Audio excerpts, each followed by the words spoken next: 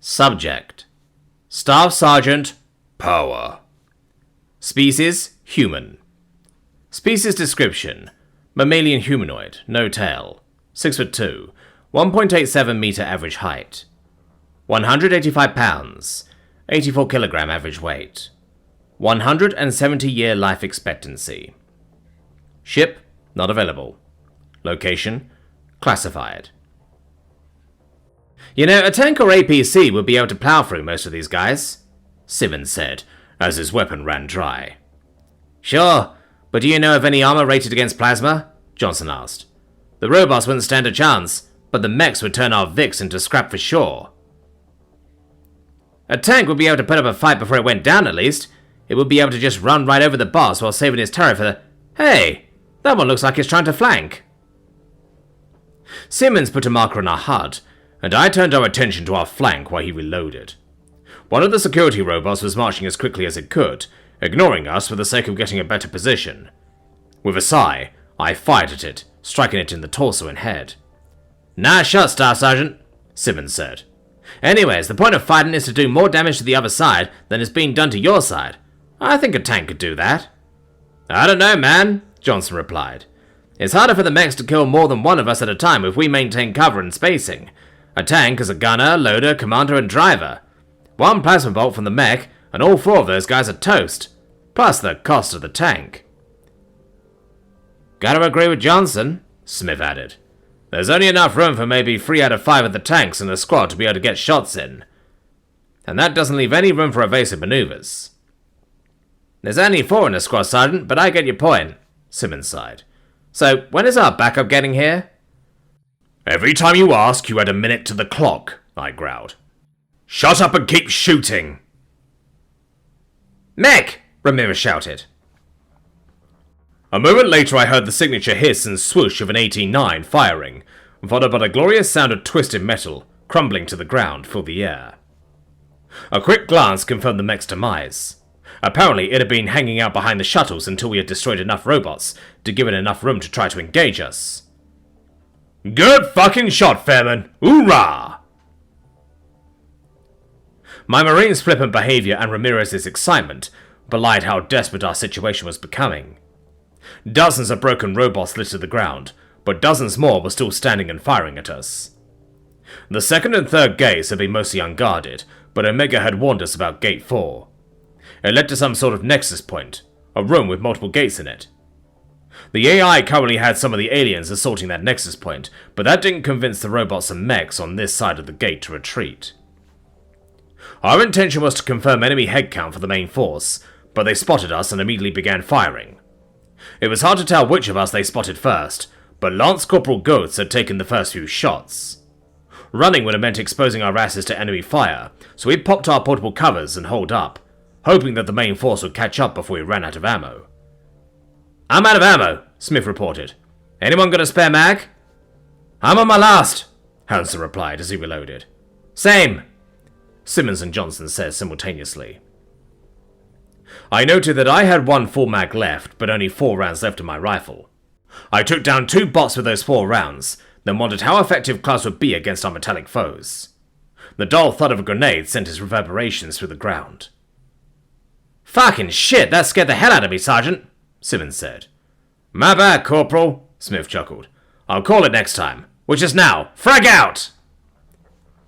Another dull thud shook the ground. Their left flank is shooting at something else, Ghost reported. Check your fire then, Gunnikin replied. Don't want to put holes in friendlies. My well ran dry and I ejected the magazine, safely stowing it away for a refill once we were out of this mess. I dropped down into cover and stared at my freshly empty rifle for a moment.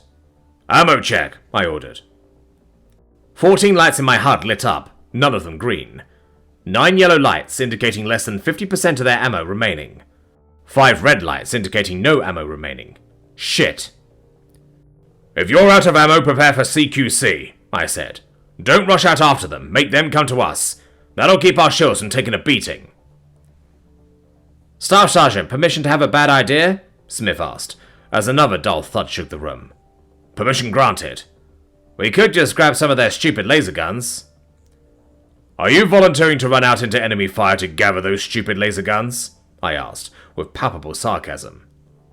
The comm was silent for a few moments, except for a chuckle from Simmons. Well, I guess that could wait until we initiate close quarters combat. I'm out, Johnson interjected with a sigh.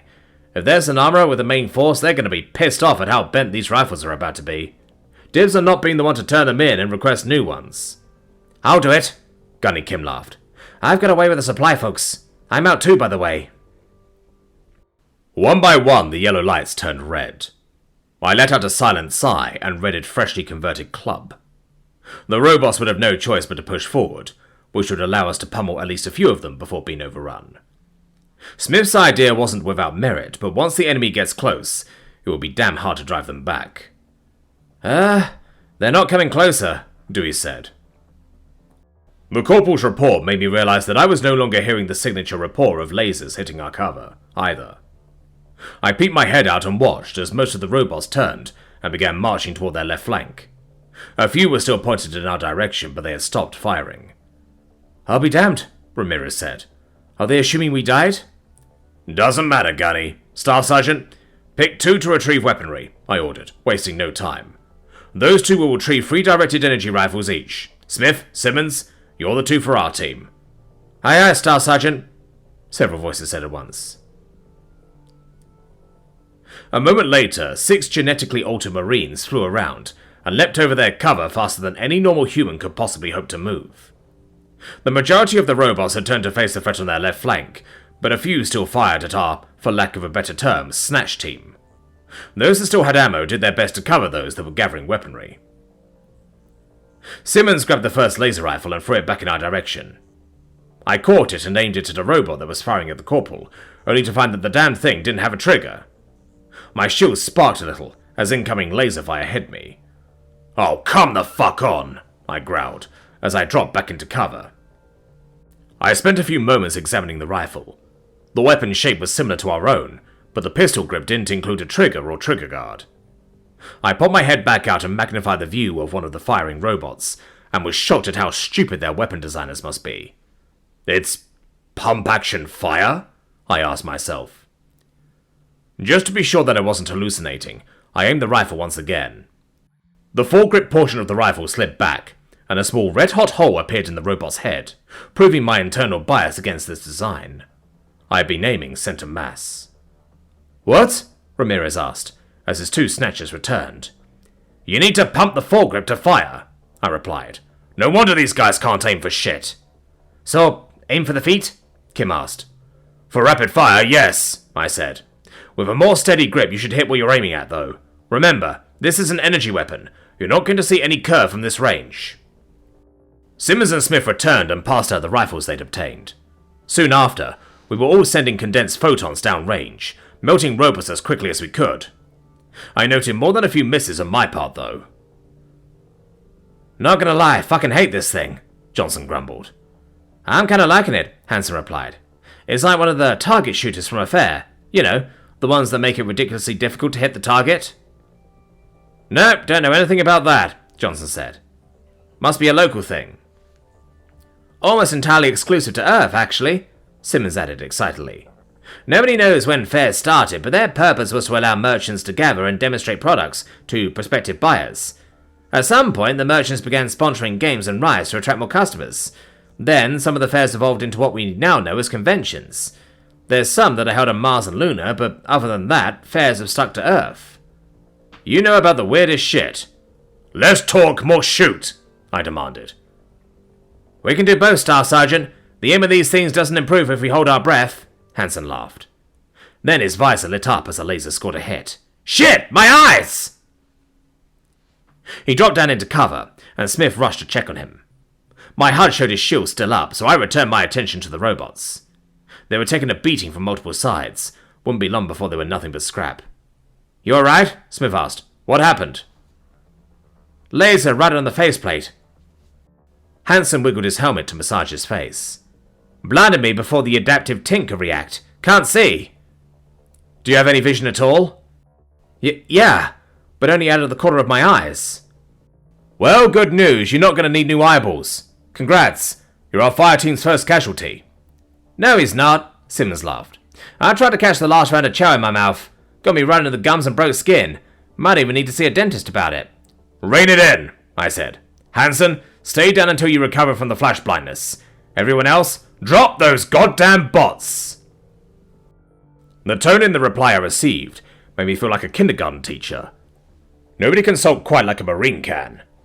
We were down to the last few dozen bots, though, and our would-be saviors were finally visible. A quick zoom confirmed a MARSOC unit accompanied by, or accompanying, some of the locals. Once the robots were finished, a lieutenant gestured for us to come over. Ramirez, Kim and I shared a look, and the gunny shrugged.